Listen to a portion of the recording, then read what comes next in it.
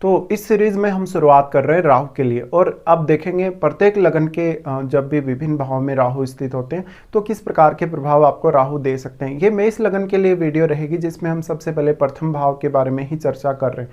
मेष लगन के प्रथम भाव में यानी मेष राशि में राहु अगर आपके स्थित हैं कुंडली में तो आपको ये वीडियो जरूर देखना चाहिए।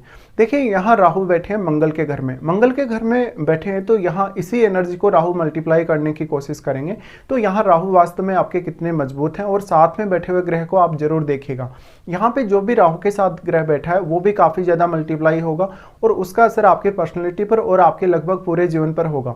अब वो प्लेनेट आपके चार्ट में जिन जिन भावों का स्वामी है उन भावों से रिलेटेड काम करना आपके लिए काफी आसान हो जाएगा, लेकिन इसके लिए आपका मंगल भी काफी मजबूत होना चाहिए। राहु यहाँ बैठे हैं तो सेल्फ ऑब्सेशन जातक को ज्यादा रहेगा, खुद को वो हमेशा ही प्रायोरिटी देगा और बहुत ज़्यादा दिखावा करने वाला होगा। लेकिन यहाँ जितना ज़्यादा मंगल मजबूत होगा उतना ही ज़्यादा एग्रेशन भी जातक में होगा। हालांकि ये अचीव करने के लिए, किसी भी प्रकार की स्थिति को पाने के लिए या कोई भी रिजल्ट लाइफ में अचीव करने के लिए बहुत अच्छा कहा जा सकता है, लेकिन यहाँ एग्रेशन बहुत ज़्यादा है। यहाँ कुछ गलत निर्णय होने की भी संभावना रहेगी।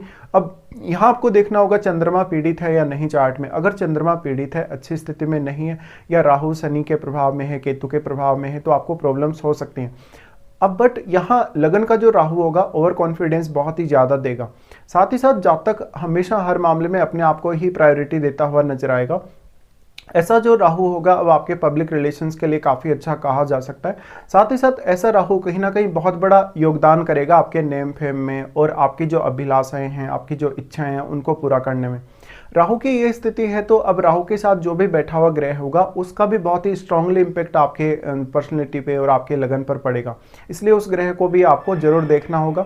साथ ही अगर कोई भी ग्रह राहु के साथ वक्री होकर अगर बैठा है आपके लगन में तो राहु उस ग्रह को बहुत ज़्यादा प्रभावित कर पाएंगे। लेकिन अगर कोई भी ग्रह आपके लगन में सामान्य स्थिति में है तो वो ग्रह अपना बहुत ज़्यादा स्ट्रॉन्ग इम्पैक्ट डाल पाएगा। लेकिन क्योंकि अगर कोई भी ग्रह वक्री होकर राहु के साथ बैठता है तो क्योंकि वो राहु की दिशा में ही मूव कर रहा है, इसलिए अब वो ग्रह राहु की तरह ही आपके 12th हाउस की तरफ जा रहा है, उस साइड में वो गति कर रहा है, इसलिए आपको ये सब समझना जरूरी है। साथ ही साथ अगर हम दृष्टियों के हिसाब से देखेंगे तो राहु यहाँ सबसे पहले दृष्टि डालेंगे आपके पंचम भाव पे। पंचम भाव पे दृष्टि डालें तो ऐसा राहु आपको काफी ज्यादा लव लाइफ के लिए एग्रेसिव करता है। साथ ही साथ आपके बहुत सारे प्रेम संबंध या अफेयर्स हो सकते हैं, इवन क्योंकि आप मैरिड लाइफ से मोस्टली डिससेटिस्फाइड रहेंगे।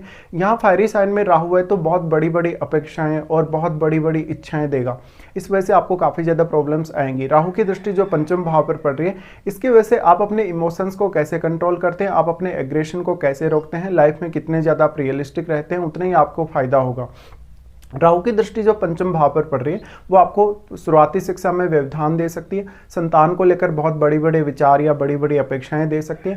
साथ ही साथ आपकी लाइफ में कोई भी आपकी किसी से फ्रेंडशिप होती है उसके साथ भी ऐसा हो सकता है। लेकिन अब चंद्रमा का संबंध अगर आपके लगन से या पंचम भाव से है तो यहाँ इमोशनल स्थिति बनेगी काफ़ी ज़्यादा, यानी आप यहाँ पे अपने इमोशंस को कभी भी कंट्रोल नहीं कर सकेंगे।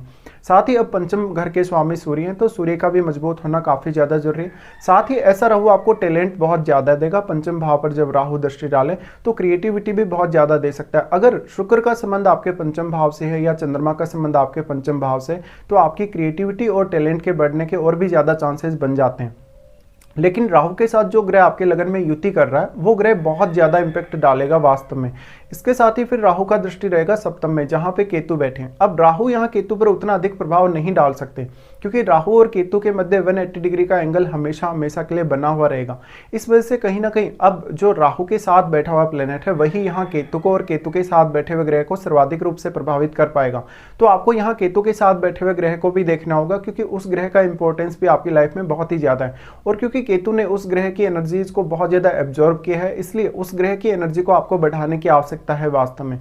लेकिन वो ग्रह है कौन से भाव का आपके चार्ट में स्वामी है, ये समझिएगा कि वो ग्रह आपके चार्ट में जिस भाव का भी स्वामी है उसके लिए आपको ज्यादा एफर्ट्स करने होंगे और बहुत ही वाइजली आपको डिसीजन लेने होंगे, क्योंकि ऐसा केतु आपको काफी कंफ्यूजन पैदा करेगा उन भावों से संबंधित निर्णय लेने के लिए। अब क्योंकि एक तरफ आपको राहु बहुत ज्यादा ऑब्सेसिव बना रहे हैं, एग्रेशन दे रहे हैं, ऑब्सेशन दे रहे हैं, जबकि दूसरी तरफ कहीं ना कहीं केतु आपको इग्नोर करने के लिए बोल रहे हैं। तो यहाँ पे पब्लिक को आप ज्यादातर केस में अपने अनुसार ढाल लेंगे या लोगों को आप इग्नोर करना देखेंगे। कहीं ना कहीं यहाँ राहु की जो स्थिति है वो आपको सेल्फ प्रायोरिटी के हिसाब से ही आगे बढ़ाएगी, यानी खुद को ही हमेशा हर मामले में आप प्रायोरिटी देंगे और खुद को ही हमेशा सही साबित करने में लगे रहेंगे। राहु का उसके बाद ये जो स्थिति है, जो सप्तम भाव पे जो दृष्टि पड़ रही है, कहीं ना कहीं पब्लिकली आपके लिए डील करना आसान जरूर होगा, लेकिन पब्लिक आपको उतना अच्छे से कभी कभी समझ नहीं पाएगी और आपकी चालाकियों को भी। यहाँ पे अब कभी कभी आप पब्लिक का बहुत ज्यादा फायदा उठा सकते हैं। राहु का दृष्टि फिर नवम भाव पर पड़ेगा। नवम भाव पर पड़े तो राहु दूसरे धर्मों में, दूसरी संस्कृतियों में आपको ज्यादा रुचि देते हैं।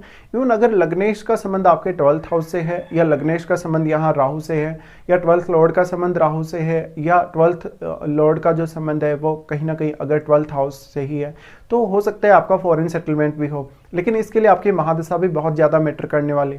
साथ ही राहु का जो नवम भाव पे दृष्टि है वो आपकी हायर एजुकेशन में आपको जरूर सपोर्ट करेगा, लेकिन पिता के साथ, इवन आपके फैमिली के साथ आपके रिलेशंस उतने अच्छे देखने को नहीं मिलेंगे।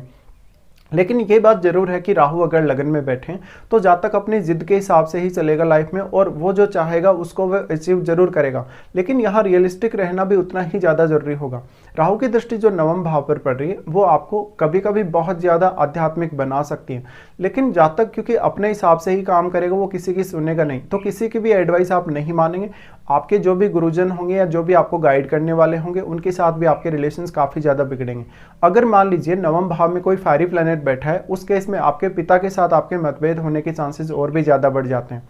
इसके अलावा अगर राहु के साथ आपके शुक्र हो या आपके चंद्रमा हो तो मैरिड लाइफ पर और आपके घरेलू जीवन पर बहुत ज्यादा इम्पैक्ट पड़ सकता है।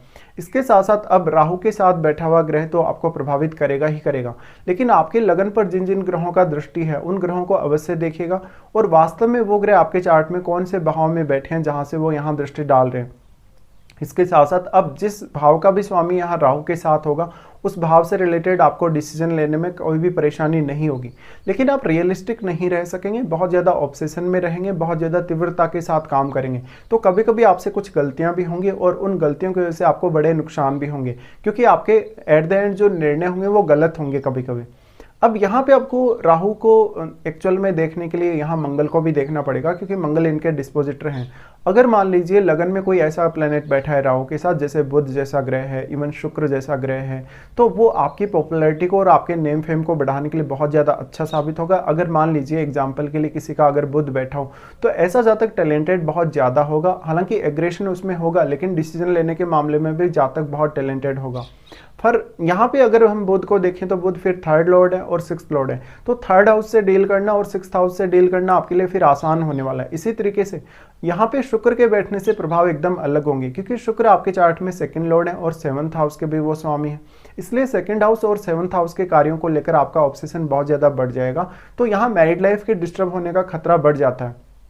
बट आपका केतु के साथ बैठा हुआ ग्रह भी यहाँ बहुत मैटर करेगा, और आपको मैरिड लाइफ देखने के लिए फिर शुक्र को अवश्य देखना होगा। साथ साथ में जो केतु के साथ ग्रह बैठा है आपके सप्तम भाव में, वो ग्रह भी आपकी मैरिड लाइफ पर बहुत ही स्ट्रांगली इम्पैक्ट डालेगा।